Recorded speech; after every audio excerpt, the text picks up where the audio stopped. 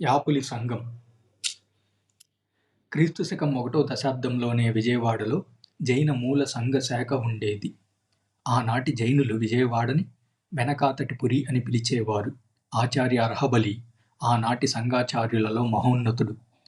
అతని ఆధ్వర్యంలోనే ఆనాటి దక్షిణ భారతంలోని దిగంబర జైనులు వెనకాతటిపురంలో అనగా విజయవాడలో సమావేశమై జైన సిద్ధాంతాన్ని సంకలనం చేయాలనుకున్నారు.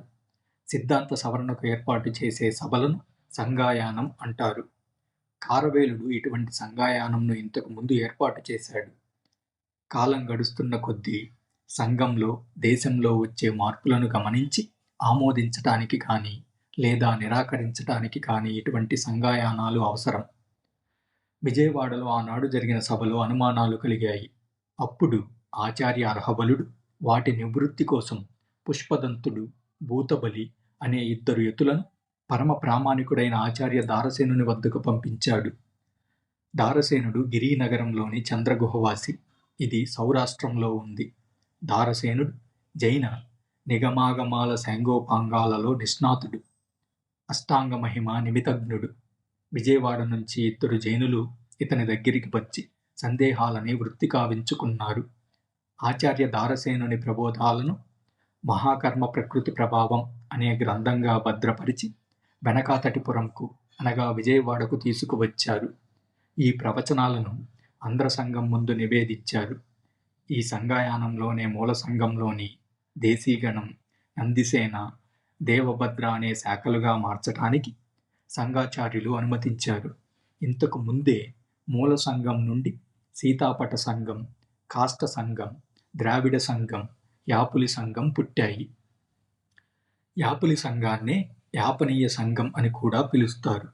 యాపనీయ జైనులు విలక్షణమైన వాళ్ళు. శ్వేతాంబరులలాగా స్త్రీలకు కూడా మోక్షం లభిస్తుందని నమ్ముతారు.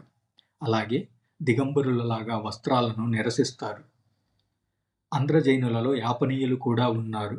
వాస్తవానికి ఆ శాఖ ఆంధ్ర కర్ణాటకలలోనే ఉద్భవించింది. కారవేలుని సంగాయానంలో యాపనీయుల సంఘం ప్రముఖ పాత్రను వహించింది.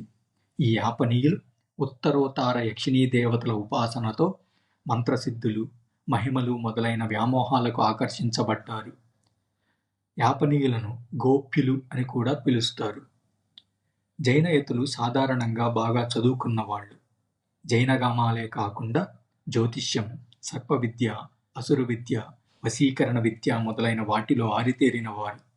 ముఖ్యంగా వారి జ్యోతిష్య విద్య వలన సాధారణ ప్రజల నుండి చక్రవర్తుల దాకా అందరూ ఆకర్షితులయ్యారు. శాతవాహనుల కాలం నుండి కాకతీయుల కాలం వరకు జైనులకు రాజాశ్రయం లభిస్తూ వచ్చింది. మండలేశ్వర్లు, మహామండలేశ్వర్లు, రాజవిజయాధ్యక్షులు, దండనాథులు జైన బసదులకు, జినాలయాలకు ఎన్నో గ్రామాలను దానం చేశారు.